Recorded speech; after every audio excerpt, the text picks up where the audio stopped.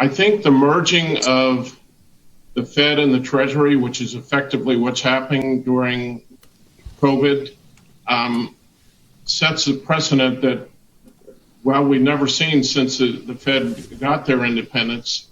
And it's obviously creating a massive raging mania in financial assets. And as you just pointed out, Joe, it has not spilled over to Main Street. I would just say that I hear a lot of people on the air applauding Jay Powell, saying he saved the world. And I do think he did a great job in March. I think the follow-up's been excessive, and I just want all you guys cheering him on to remember the maestro in 2005 and how that worked out. Look, everybody loves a party. Jeff loves a party. Mommy loves a party. I love a party. I assume you guys love a party. But inevitably, after a big party, there's a hangover. And right now, we're in an absolute raging mania. We've got commentators on your network encouraging companies to do stock splits. Companies then go up 50%, 30, 40%, big market cap companies on stock splits. As Andrew pointed out early in your show today, that creates no value, but the stocks go up. Look, Joe, I have no clue where the market's going to go in the near term. I don't know whether it's going to go up 10%. I don't know whether it's going to go down 10%. But I just want to remind people that there is no valuation support because we dropped 10%. That hasn't mattered because we're so far outside of the valuation realm with the Fed doing what they're doing. That doesn't matter. But I would say that the next 3 to 5 years is going to be very, very challenging. And in that CNBC interview last month, Druckenmiller says inflation could reach as high as 10% as the markets are in this raging mania, and that rising inflation is a big threat. And he's not the only one saying that. Ray Dalio is saying that.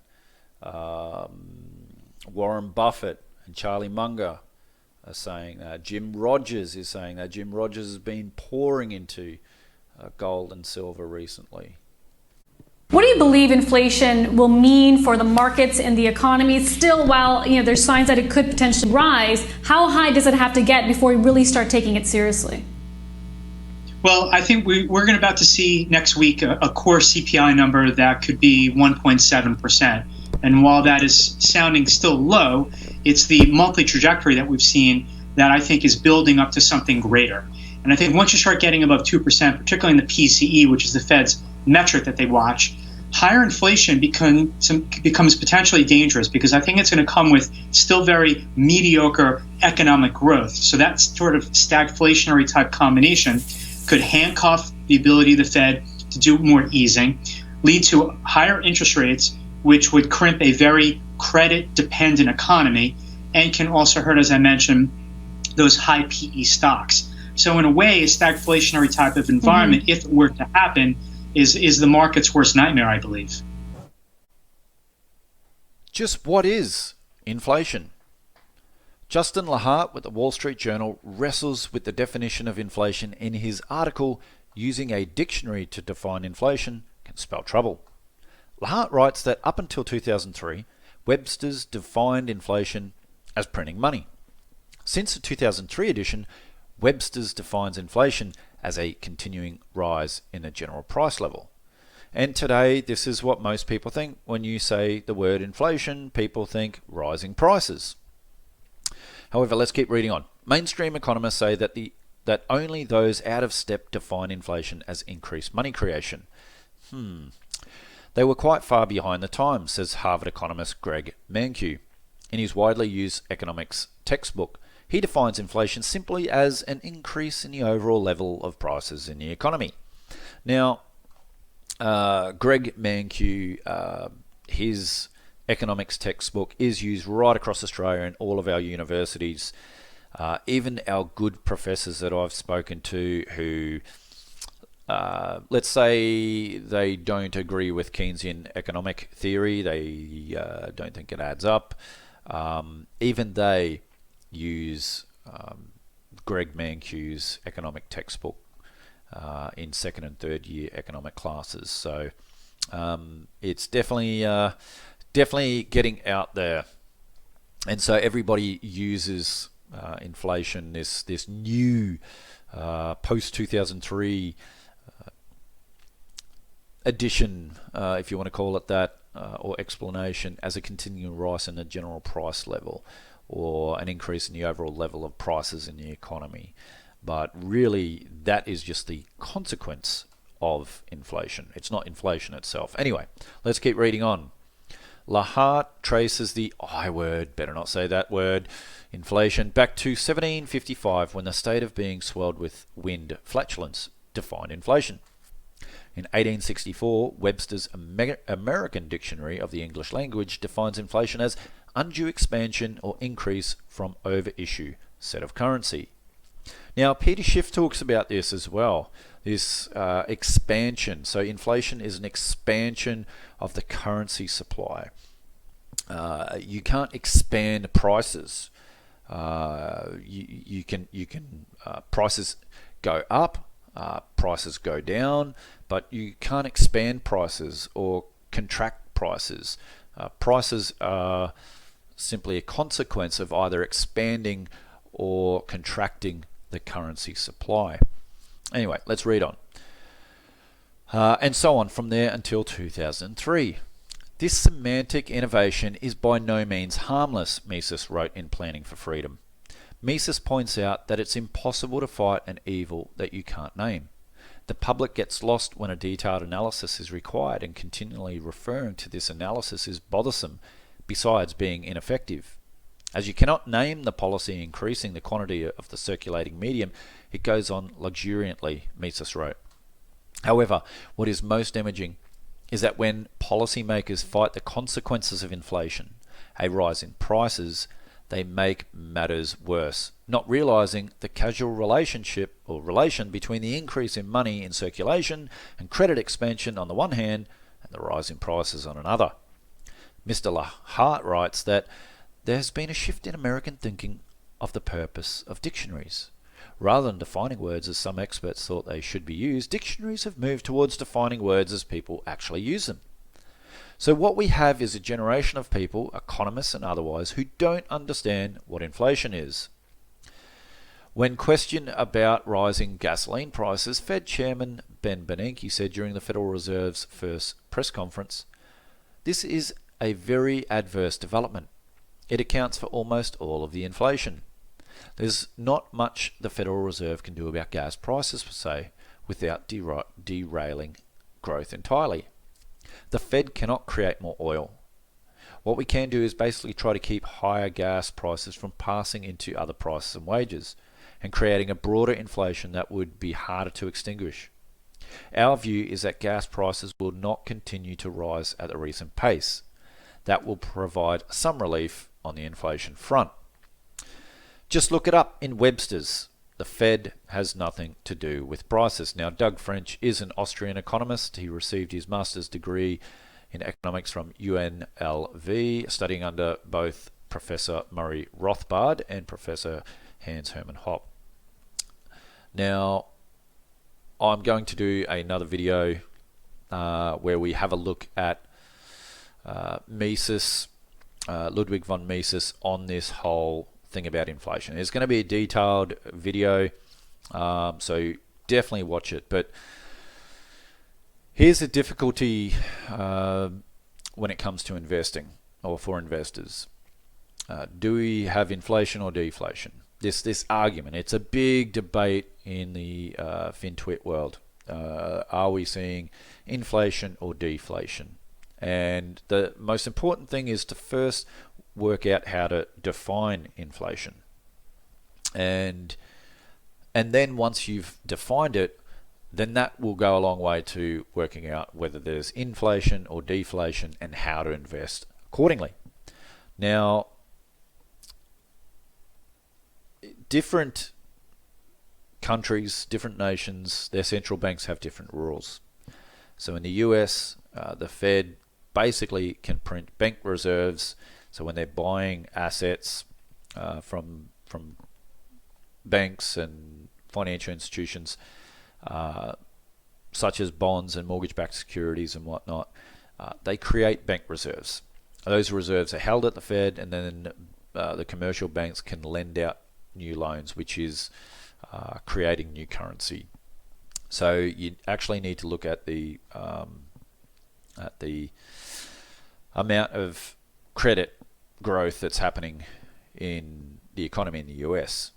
However, there are some that say that the Fed, through their special purpose vehicles, if you want to call it that, where funds are literally going into financial assets, being created and going into financial assets. And we've seen absolutely a rise in prices with that. And we're going to touch on in this video the Cantillon effect, named after Richard Cantillon, who actually is the founder of capitalism. It's not Adam Smith, and we'll touch on that as well in this video. But when you actually have a look at that, you can actually see that there is a consequence of inflation. So there is inflation going on. When the federal government does deficit spending, so it borrows funds, you need to look at who is buying those bonds, who's buying that government debt, and a lot of it is being propped up by the Fed in the US case. And you can have a look at this all around the world. The BOJ has been basically buying ETFs in their stock market. In Australia, the RBA have given loans to the banks, and at very low interest rates, and basically around the same amount of mortgages that are in deferral, which is interesting. And perhaps there's something there that we can look into another video. But anyway, back to inflation deflation. So if you use the definition that inflation is the expansion of the currency supply, and if there's more dollars chasing less goods and services, you're going to see the consequence of higher prices. However, you can have a situation where there's an expansion of the currency supply, but if there's more goods and services that are being created, you're not going to see the higher prices, because that whole supply and demand comes into it as well. Velocity is another thing which we'll touch on in the next video. I've always been a believer in velocity until recently, where Lynn Alden, who's a fund manager, has released some details and some charts and some data on all this, and it seems velocity isn't what we all thought. Now, I haven't chucked that out completely, but it's definitely challenged my belief in velocity and whatnot. So yes, we are seeing central banks that are providing liquidity, creating more reserves or more currency. Governments deficit spend, therefore that debt needs to be picked up by someone. So who's creating that? Well, it's coming from majority central banks. So we are seeing an increase in currency around the world. Now, the free market wants deflation. I admit that. The free market wants deflation. But the central banks won't allow it. We've got a massive debt bubble, and the market wants to delever. It wants to deleverage that debt and have deflation. But central banks won't allow it. What I think central banks are going to do, though, is they're going to let the genie out of the bottle. And we're going to see price rises. We're seeing it in assets. Absolutely, we're seeing it in assets. But we're going to start seeing it in goods and services, the consequences. Because we're seeing supply chain shortages, deglobalization. So globalization was thought as being deflationary. So if we move away from that and we come back to more nationalistic type policies onshore, then that has to be inflationary, as in increasing in prices, if that's the case. as more and more businesses go under. That means there's less goods and services being created. So you need to look at all these things. We're seeing central banks and governments create new currency, expand the currency supply. Yet moving forward, we're going to see a reduction in goods and services, as I've just outlined. And so the consequences of that is going to be some form of stagflation, I believe. And so I have been positioning my portfolio for that. And so yes, I have been buying gold and silver for the last 12 months or so.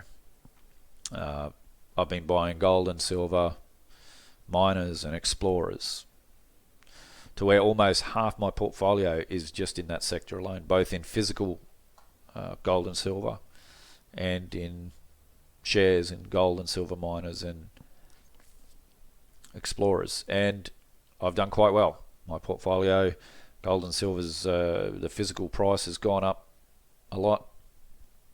The stocks, got some stocks that are up over 10 times from where we bought them at.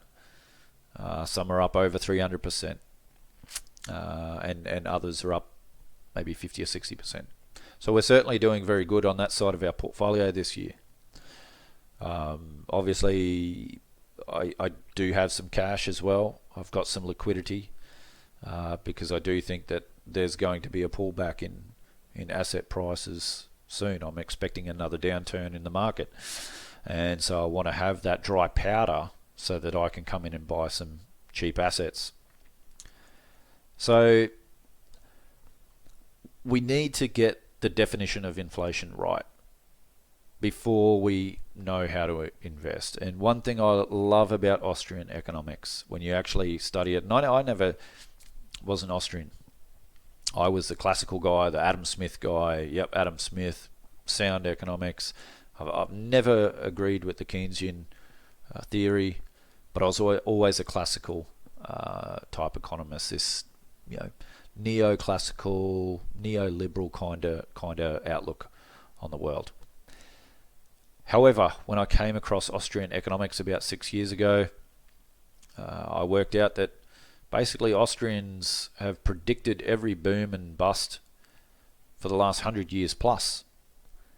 And as an investor, as a trader, that kind of economic success, I need to know about.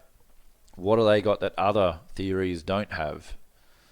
And one of it is just a simple basis on looking at what is inflation and looking at true definitions. What actually is money? The difference between money and currency. People think that the $20 bill in their wallet is money. It's not. It's currency. You need to get the definitions of things right before you can actually work out where to invest, where to trade, to see that future.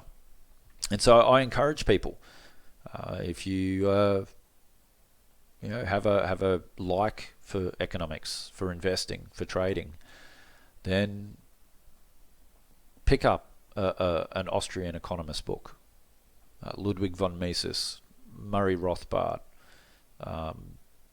Pick up a book and read it. It will help you in your investing and your trading. It'll help you make fewer mistakes. You'll be conservative when you need to be conservative. You'll be aggressive when you need to be aggressive. I've become a much better investor and trader since I've come across Austrian economics 6 years ago. So there we have it.